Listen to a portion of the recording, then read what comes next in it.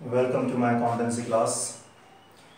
Today's topic is dissolution of a partnership form, and we are going to solve question number 43 of T.S. Grewal, new edition. I have written the question here in short. After explaining the question, I will give the solution of the question. In this form, in this question, there are two partners A and B. Their capitals you have been given rupees 25,000 and capital rupees 15,000 of B. Further informations, sundry creditors rupees 20,000, cash in hand and bank 750, is loan to the firm 10,000. After that, at the time of dissolution, further informations you have been given related to the relation of the assets. These are as follows: relation expenses rupees this, stock was realized, debtors were realized, B, the partner took the machinery for rupees this, and the other assets were realized rupees this. But what is the main point here? Actually, we do not have the balance of asset. आपको question में ए की capital, B की capital, creditors दिए हैं, cash and hand दिया हुआ है, form की लायबिलिटी लोन दिया हुआ है, बाकी असेट्स हैं कितने की टोटल मिलाकर ये आपको कहीं भी किसी भी तरीके की इंफॉर्मेशन नहीं दी गई। और क्वेश्चन ने पूछा है prepare the necessary accounts to close the books of the firm. ठीक है, जब close the books of the firm का है तो आप realisation account, partners capital account, partners loan account और बैंक अकाउंट बनाएंगे। आपने 4 फॉर्मेट ड्रॉ कर दिए, realisation account, loan account, capital account and bank account. अब इसके बाद आपका सॉल्यूशन स्टार्ट होता है। First of all you are going to prepare the working note.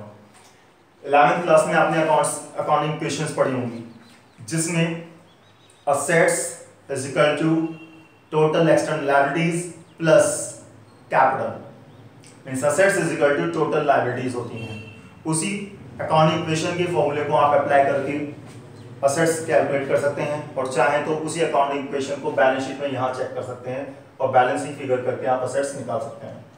आपने बनाया memorandum of balance sheet. Memorandum क्या होता है? वैसे ही आपने टेम्परेरी बैलेंस शीट बना दी है ताकि केवल आप इन इंफॉर्मेशन को इसमें पुट करें और असेट्स निकाल सकें। एज कैपिटल, बीस कैपिटल आपने यहाँ पुट की, सन्ड्री क्रेडिटर्स आपने यहाँ लिख दिए, एज लोन अकाउंट आपको दिया हुआ है, एज लोन लिख दिया। इस तरीके से आपने टोटल लायबिलिटीज यहाँ लिख दी। 40,000 दोनों की capital, sundry creditors 20,000, as loan account 10,000 and the total of liability side is 70,000. Now from here cash at bank, it is should be written in the asset side of the balance sheet, cash in hand and at bank 750. आपने liability side को total 70 किया और same total आपने यहाँ asset side लिख दिया।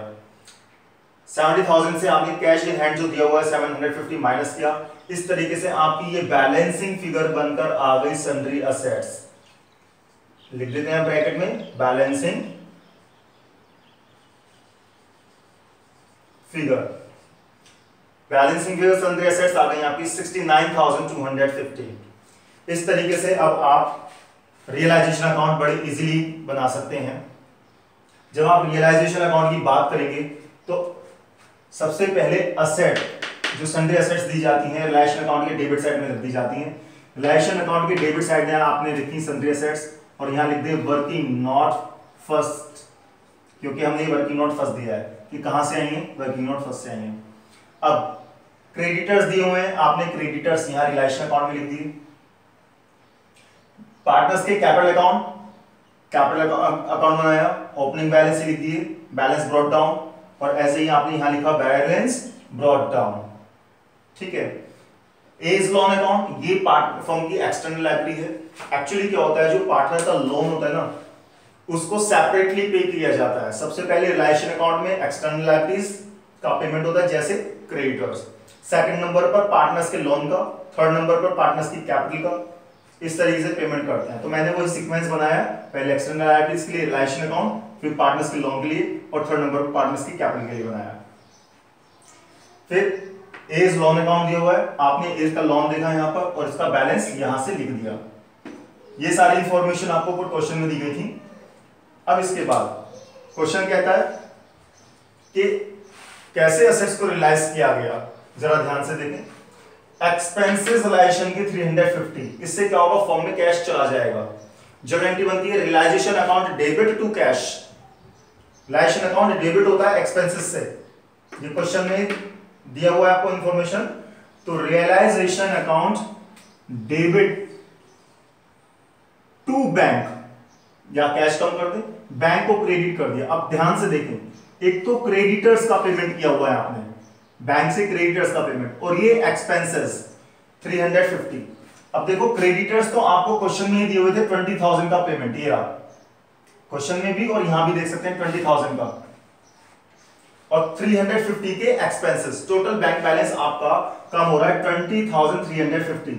तो entry बनी realisation account debit to bank account, bracket में डिस्क्लोज किया क्रेडिटर्स और एक्सपेंसेस 20,350।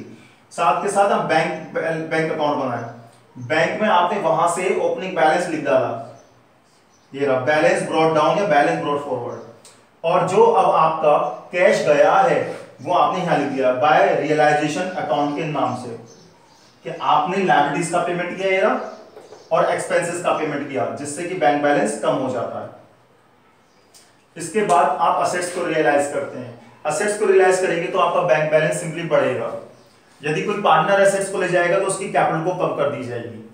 बैंक बढ़ेगा तो बैंक अकाउंट डेबिट, कैपिटल कोई पार्टनर ले जाएगा तो उसकी कैपिटल को अकाउंट डेबिट। तो अब आप देखते हैं कहां बैंक अकाउंट डेबिट होना है, कहां कैपिटल अकाउंट डेबिट होनी है, और क्रेडिट करेंगे रियलाइजेशन अकाउंट को। चलिए, stock realise 20,000, debtors realise 25,000, other assets realise 20,000।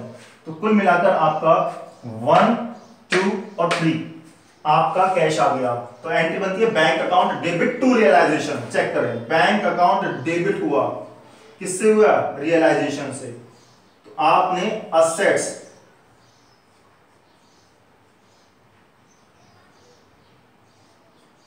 Assets को रियलाइज कर दिया।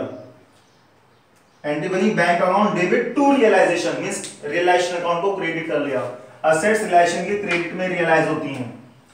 चेक करें कि बैंक है आपका, अब स्टॉक 20,000, डेटर्स, ये रहा डेटर्स 25,000, और अदर असेट्स 20,000, कुल मिलाकर 60,000 में असेट्स रियलाइज हो गई, 65,000 में रियलाइज हो गई। अब आगे B2 मशीनरी, तो इससे क्या होगा, 20 कैपिटल अकाउंट डेबिट, पार्टनर की कैपिटल घटा दी जाएगी यदि कोई फॉर्म से असेट लेकर जाता है तो। 20 capital account debit to realisation. Check करें, बी की कैपिटल को डेबिट किया हुआ है आपने रियलाइजेशन से 7,500, क्योंकि मशीन ले गया। 20 capital account debit to realisation means realisation को क्रेडिट करना है, ये रहा रियलाइजेशन क्रेडिट हुआ बाय 20 कैपिटल अकाउंट के नाम से, ब्रैकेट में लिखा मशीनरी, डिस्क्लोज करने के लिए। आफ्टर ऑल आपके ये सारे जो ट्रांजैक्शंस हैं वो हो चुके हैं, अब अकाउंट्स की क्लोजिंग चलती है। अकाउंट्स की क्लोजिंग करनी है आपको रियलाइजेशन से। पहले आप इसका क्रेडिट साइड का टोटल कर दें, ज्यादा आ रहा है, और डेबिट साइड का टोटल कर लें। इसमें क्रेडिट का ज्यादा है तो डेबिट का माइनस करेंगे तो आपका बैलेंस निकल कर आएगा 2,950 रुपीज, और ये आपका प्रॉफिट होगा जिसे कि पार्टनर्स अपने प्रॉफिट शेयरिंग रेशियो में डिस्ट्रीब्यूट कर लेंगे। क्वेश्चन में पीएसआर नहीं दिया हुआ है तो आपको इक्वल पीएसआर एज्यूम कर लेना है। तो 2,950 जो आपका बैलेंसिंग फिगर करके आया है, बैलेंसिंग फिगर करके ये प्रॉफिट है, और ये पार्टनर्स की कैपिटल में ट्रांसफर कर दिया जाएगा इक्वल रेशियो में। 1,450 पार्टनर्स। जर्नल एंट्री बनती है realisation account debit to A's capital account to B's capital account. To A's capital account means एक ही टू में नहीं, एक ही कैपिटल के टू में नहीं डालना, कैपिटल अकाउंट क्रेडिट हुए हैं। क्योंकि कुछ बच्चे क्या मिस्टेक करते हैं, वो देखते हैं realisation account debit to capital account हुआ है तो कैपिटल के टू में डाल देते हैं। बहुत कॉमन मिस्टेक करते हैं बच्चे। जब कोई अकाउंट लिया था ना टू जर्नल एंट्रीज के अंदर, तो वो क्रेडिट हुआ है, उसके क्रेडिट साइड में डालना होता है। I repeat again, realisation account debit to A's capital account, तो ए की कैपिटल क्रेडिट हुई है। देखिए ए की कैपिटल को आपने क्रेडिट किया, और साथ के साथ बी की कैपिटल को भी क्रेडिट किया, किससे, बाय रियलाइजेशन अकाउंट से, और ये आप ब्रैकेट में लिख दें कि प्रॉफिट आया है। ये रियलाइजेशन अकाउंट के लिए डिस्क्लोज किया कि प्रॉफिट था। अब फाइनल क्या करना है आपको, क्रेडिट का टोटल माइनस डेबिट करना है। तो अब आप बैलेंस कैरी फॉरवर्ड नहीं करेंगे, यहां फॉर्म बंद हो रही है तो आपको सिंपल यहां लिखना है बैलेंसिंग फिगर, और किससे दिखाना है, बैंक से पेमेंट हुआ, बैंक से पेमेंट, तो क्रेडिट माइनस डेबिट, तो इसका है 26,450, ए का क्रेडिट माइनस डेबिट किया 7,500, तो बैलेंस निकल कर आया इसका 16,450। तो इस तरीके से अब आपको इसका पेमेंट करना है। एक बार चेक कर लेते हैं, इसका 15,000 थी और ये 1450 का बैलेंस निकल कर आया, 7,500 की ये ले गया है।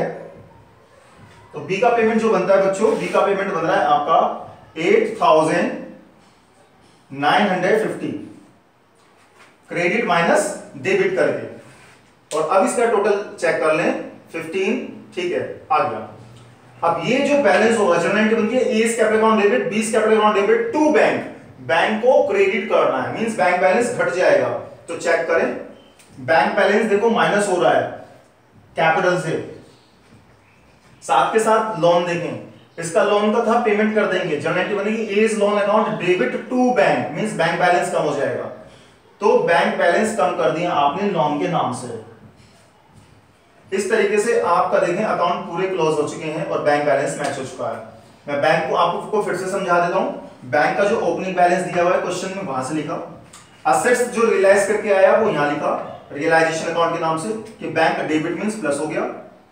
जो भी पेमेंट है वो आपको यहां करना है, एक ही लोन का पेमेंट किया यहां से, इन दोनों की कैपिटल का पेमेंट किया यहां से, और यहां से लायबिलिटीज का पेमेंट करके दिखाया। और जब हम कहते हैं कि असेट बैंक अकाउंट का डेबिट और क्रेडिट का बैलेंस दोनों का इक्वल आ जाए, यदि मैच कर जाए तो सारा सॉल्यूशन सही है। यदि डेबिट टोटल इक्वल है, क्रेडिट टोटल के सारा सही है, अदरवाइज कहीं ना कहीं गलती है, क्योंकि कहीं भी कोई बैलेंस कैरी फॉरवर्ड अब नहीं होगा, अकाउंट्स क्लोज हो रहे हैं क्योंकि डिसोल्यूशन है, means end of the partnership form. I hope that you have got the concept. If still any doubt, you are advised to watch my last videos related to the concept of this chapter. If you like the video, give a thumbs up to like the video and give the subscribe the channel. Thank you. Have a nice day.